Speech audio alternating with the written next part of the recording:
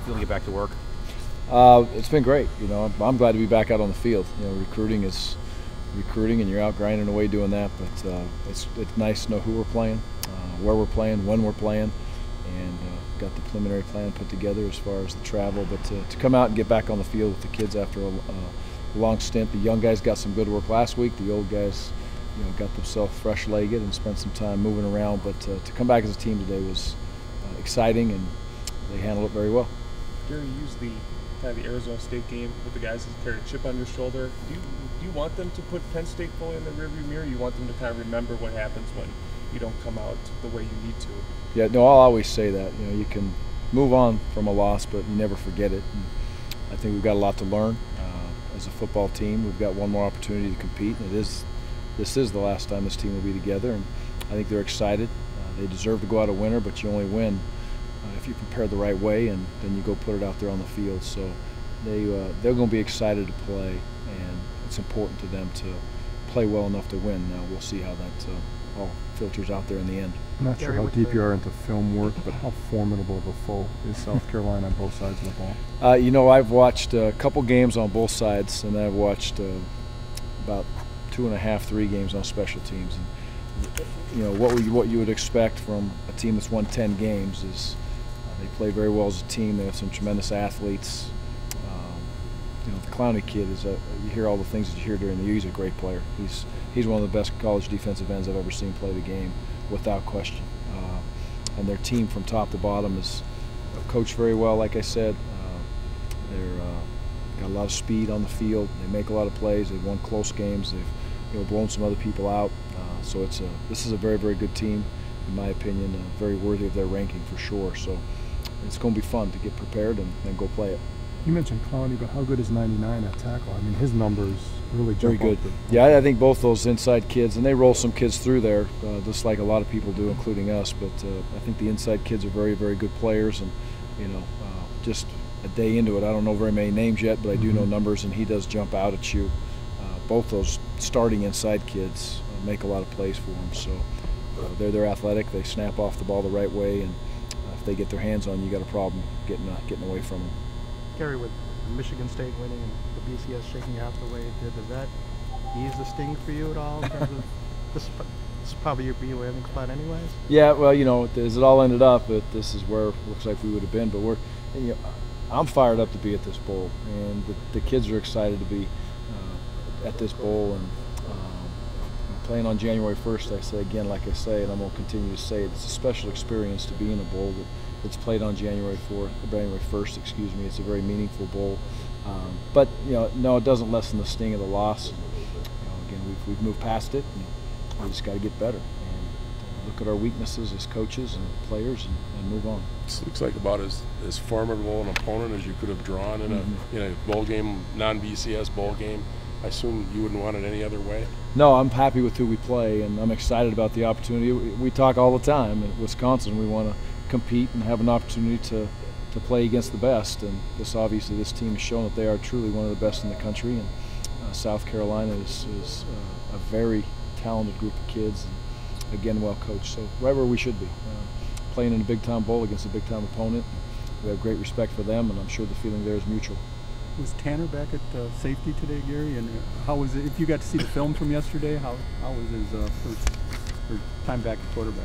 Yeah, he you know, I put him in there with the younger kids, and he'll continue to do that. He finished up practice today with the young kids, and you know, he's going to compete as we move through time here at the quarterback spot. He came here to be a quarterback. He'll finish the year as the starting safety, and we'll do everything we can, just like every position. And I always say it, continually try to create competition. And Tanner deserves that right. This is an opportunity for him to get out there and play in these practices. He'll do it. We'll have about 16 opportunities for those young kids to compete, and he'll do that at quarterback, and then he does go right back to safety when it's our main guys from the travel kids start practicing. He's our starting safety for now. If you're on that note, what are you looking for out of Joel for these next few weeks, these extra practices? Well, just, you know, like all of us, like myself, I sit back and I look at the last game we played in, and there's things obviously I can do as a head coach. There's things Joel can do better as a quarterback, and Coach Ludwig can help him do some things better. And we've got to consistently throw the football. That's not just Joel. It starts with, you know, the protection. It starts with the wide receiver routes. It's catching the football. There's a lot of things that go into that. But we need to throw and catch the ball better as an offensive unit if we want to have success on offense. Like I said after the game, we've been had a little bit in those situations, and we've got to do something to stop that. And we're getting ganged up on defense more so than we have. Defenses are ganging up on us more so than they have all year long, and the only way to get rid of that is to complete the balls down the field and cause some issues.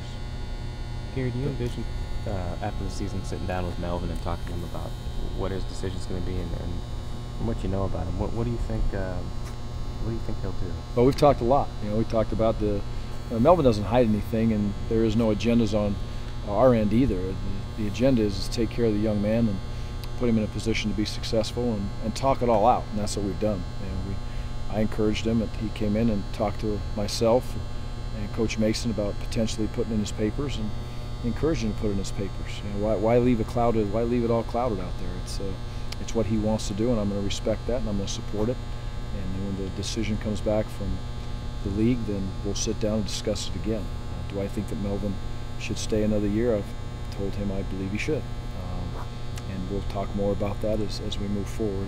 But I want to be involved in the decision. I don't want Melvin walking around, skittishly worrying about what does Coach want. And I told him why I thought he should stay, and that's where we'll go from there. Can you share any other guys putting in their papers, Gary? Not that I know of. Nope, not that I know of. Do I share why? Can you share why? Just development. There's a lot of things. He's a very young player. At the end of the day, he's still a sophomore, and he's going to have an opportunity to play in the league. He could finish his school. If he moves quickly through the process right now, he could walk out of here, very, very close to having his degree done or done. That's a huge positive for him. And then it'd be fun to be around a guy like that has an opportunity to, compete selfishly for those awards that he would have an opportunity to compete for. That's got to be pretty meaningful for a young man. I think that's meaningful for Melvin. And then he's going to come back to a heck of an offensive line and a team that's going to be very, very good. So you can make those decisions. You're going to make them, as an individual person. You're going to make them for your football team. And I hope both of those things come into play as we continue to talk it out. And he'll make the right decision in the end. Talked about things that sting earlier. I guess they were released that the officiating crew is going to be Pac-12. Pac-12. You guys are going to take that shot. Okay. That's a good one. I like it. I'm sure they'll do a tremendous job. I don't think. It's not the crew that worked the Arizona State. Okay. All right. Now that would be a drop of good news. The offense has had its ups and downs this year. How would you describe the offense as a whole? This has been a very productive offense. They're still on pace to be able to set some records and do some special things. As you look back at this offense, we've been our own worst enemy at times in certain situations by just not finishing a play that's there for us possibly. We've been very effective running the football, which we all know. But then again, we all know what the weakness of it is right now, and that is the ability to be able to throw and catch the football and not let people gang up on us. And as the year went, we appear to not be as good at getting the ball down the field and completing it. You look at our first, 5 or 6, 7 games, we were able to do that and make big plays down the field, and we haven't made as many of those, and it is definitely, where you can say, well, it's that time of year or whatever, but it's not. You still got to make those plays. And kind of started more so with the Minnesota game and the Penn State game, but even a couple of games before that, we just have got to be able to throw the ball and catch it and give kids a chance and protect all that comes with it. If we can do that, we're a very good offense. If we can't do that, we just completely run against teams that are matched up evenly with us. From a talent standpoint, it gets very difficult to be productive. You said the other night that other guys would get involved in the passing game. Yeah. What do you mean by that? Well, I don't know what I mean by that, but I know we want to be able to do some things different, and we need to do some things different in the bowl game. I hope there's some other receivers that are going to step up and grow up and make some plays as we go through this next, it's going to be basically a month of practice. I want to have the opportunity to get the ball in their hands and have them make some plays for us. And I think getting Abby back healthy again 100% will give him the opportunity to go out and make those big plays for us. But we just need to overall, the passing game needs to take a step forward. If we're going to have a chance to win this next football game, it will have to. If not, we won't win. Getting back to the Melvin thing, how hard is it for you to separate when you're giving him advice? Obviously, you want him back for next year, but if he does get a good grade back from whoever you file the papers to, how hard is it to give him advice, knowing, God, I really want you back for next year, but if you get a good grade, you should go? How hard is it to separate those two things? Well, we've had that exact conversation, and I simply told him, Melvin, I'm going to tell you what I think, but I'm going to support you. Just like my own kid, I would sit him down and I'd tell him what I truly believe. And I don't say the things I said to Melvin because I think that's what's best for myself or what's best for Wisconsin. At the end of the day, I do it because I think it's what's best for Melvin, and that's the coach I am. That's who I pride myself on being. And I don't always tell them what they want to hear, but I am going to tell them, what I feel and what I think. And in this case, I've told you what I believe. I think it's best for Melvin to come back, which is that best for me as a coach? Yeah, you bet it is. Is that best for Wisconsin? Yeah, you bet it is. And I believe that's best for Melvin. But honesty up front, the family environment we talk about, creating it and talking things out. That's all you can do. How important is it to get these extra ball practices, especially when other teams around the country have to sit at home and wait till next year? It's big for us. These young kids, they did a great week last week, and I tell the kids on the team that our recruiting board will change in a positive way for some positions and a negative way for some positions on how these young kids are practicing. The fact of the matter is we haven't seen some of them since August, in our offense and our defense, other than reading a card, and now they come out and they're playing in our offense and our defense. And our recruiting board has changed in a positive way because some young men came out here and are really playing well. And you can compare your recruiting board as you're looking at young men. You're saying, okay, now if this young man was at a junior college or if this young man was at a high school, but he's sitting right here in our own backyard and he's playing that level, would you be happy to have him? Would you feel good about him? If you say yes, then you can move a recruiting number somewhere else. And that's taken place for a couple kids, which is great to see. Speaking of guys getting healthy, Tyler Merritt has battled through a lot this year. Is he a guy who will benefit from this break? And he makes no excuses for what he's gone through, but has it impacted him, do you think? With a high ankle sprain in the left tackle, it's going to impact you. And his toughness, his care factor, and want to be out there, especially the first two games, back off of that ankle. There was no way you're going to keep that kid off the field, and he just battled through it. And I think he'll be better because of that experience that he has gone through. And again, we'll continue to support him as coaches, but he'll be back full speed. He feels better now than obviously he did 2 weeks ago, and 2 weeks from now, hopefully he feels brand new. So that's the plan. When do you anticipate getting Southward back at practice?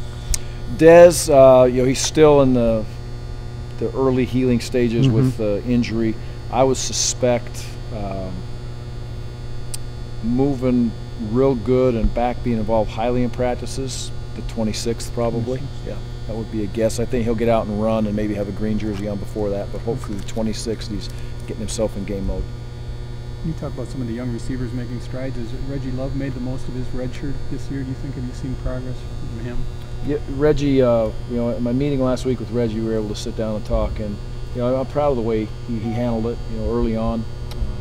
It's a learning experience to go through for a young man, and Reggie's grown up. I think he's developed, and I've seen progress the last few weeks, so we'll see if that carries on to the future. Anything else? Okay, guys. Thank you.